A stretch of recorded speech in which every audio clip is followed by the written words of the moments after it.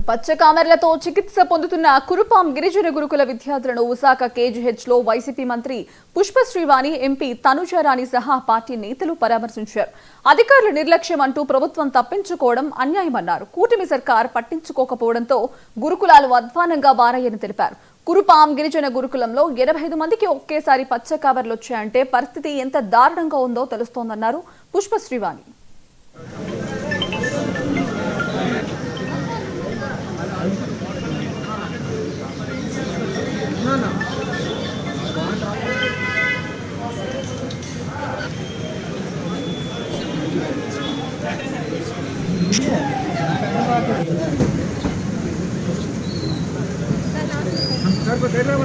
Side రావాలి.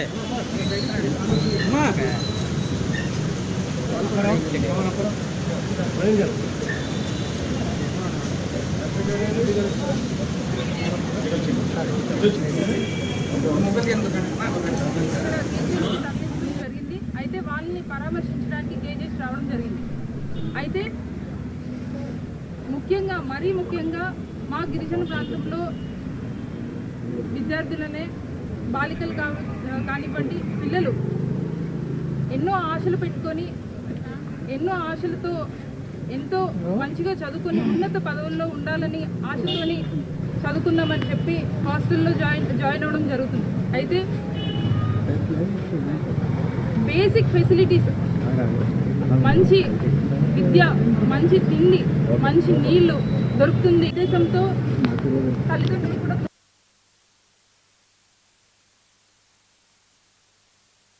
ఈరోజు మంత్రి గారు అంటారు మేము అన్నీ చేసేస్తున్నాం, ఓన్లీ అక్కడ ఉన్నటువంటి సిబ్బంది నిర్లక్ష్యం వల్ల మాత్రమే పిల్లలు చనిపోయారని చెప్పేసి ఆవిడ చెప్తున్నారు. సిబ్బంది నిర్లక్ష్యం కాదు, ప్రభుత్వ నిర్లక్ష్యం అని చెప్పి నేను ఖచ్చితంగా చెప్పగలను. ఎందుకనంటే గత 1.5 ఇయర్గా మొత్తం 199 గురుకులాలు ఉన్నాయి ఆంధ్రప్రదేశ్ రాష్ట్రంలో. 199 గురుకులాల్లో కూడా 1.5 ఇయర్గా ఎటువంటి మెయింటెనెన్స్ కూడా ఈ ప్రభుత్వం చేయట్లేదు. వాటర్ కానీ, అదేవిధంగా శానిటేషన్ కానీ, స్కూల్స్లోని డార్మెటరీలో ఉన్నటువంటి ఫ్యాన్స్, ఎనీ ఫెసిలిటీస్కి సంబంధించినటువంటి మెయింటెనెన్స్ 1.5 ఇయర్గా లేదు. ఇంకొకటి 3 నెలలుగా శానిటేషన్ వర్కర్స్కి కనీసం జీతాలు లేవు, వాళ్ళు సరిగ్గా పని చేయట్లేదు.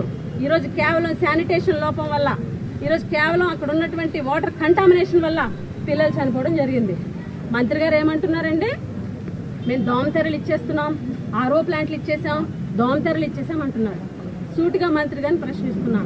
109 గురుకుల పాఠశాలలో ఒక్క పాఠశాలకైనా మీరు ఒక్క దోమతెర ఈ 1.5 ఇయర్లో ఇచ్చారని అడుగుతున్నాం.